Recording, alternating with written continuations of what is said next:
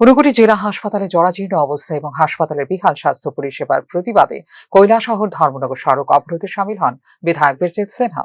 মঙ্গলবার দুপুর কৈলাসহরের ভগবাননগর এলাকায় অবস্থিত ঊনকোটি জেলা হাসপাতালের সম্মুখে বিধায়ক বীরজিৎ সিনহার নেতৃত্বে কৈলাসহর ধর্মনগর রাস্তা অবরোধ করে প্রদর্শন করা হয় বিক্ষোভ।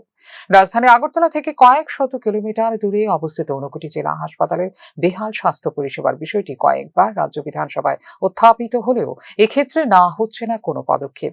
জেলা হাসপাতালে রয়েছে বিশেষজ্ঞ চিকিৎসকের অভাব, নেই বিশুদ্ধ পানীয় জল, গোটা ঊনকোটি জেলা হাসপাতাল অপরিষ্কার ও অপরিচ্ছন্ন, হাসপাতালের টয়লেট বাথরুম ব্যবহারের অযোগ্য, কোনো ধরনের টেন্ডার ছাড়াই ক্রয় করা হচ্ছে ওষুধ, জানান বিধায়ক বীরজিৎ সিনহা। আমরা সরকারকে অবগত করেছি, বিধানসভাতেও আমরা স্বাস্থ্যমন্ত্রী মুখ্যমন্ত্রী নজরে এনেছি, কিন্তু এই হাসপাতালে কোনো গতি হচ্ছে না।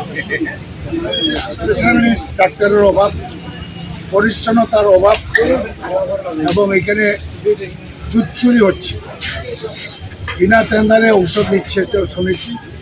এখানে বিশুদ্ধ পানীয় জলের ব্যবস্থা ভিতরে নেই, বেশি টাকার কথা না, 2 লক্ষ টাকা খরচ করলে 5-10টা মেশিন বসানো যায় পানীয় জল, বেশি করেনি। ভিতরে যে টয়লেটগুলো আছে, পুরুষের হোক মহিলার হোক, টয়লেটে যেতে গেলে প্রচুর জল নিচ্ছে, নোংরা জল। এক্ষেত্রে রোগী কল্যাণ সমিতি অস্তিত্বহীন হয়ে পড়েছে বলেও অভিযোগ করেন তিনি। রোগী কল্যাণ সমিতি আছে, একদিনও মিটিং ডাকলো না। আমি তো এই ডিস্ট্রিক্টের একজন নির্বাচিত প্রতিনিধি, এমএলএদের ডাকতে হয়। রোগী কল্যাণ সমিতি আছে কিনা আমি এখনো জানি না। আরজিএম হসপিটালে রোগী কল্যাণ সমিতি আছে এবং মাঝে মধ্যে বছরে একবার মিটিং ডাকে। একবার আমি গিয়েছিলাম, আমি 1 ঘন্টা বসে রয়েছি, কমিটির যারা কর্মকর্তা কেউ আসেন। এই অবস্থার স্বাস্থ্য পরিষেবা নিয়ে বিজেপি সরকার ছেলে খেলা করছে,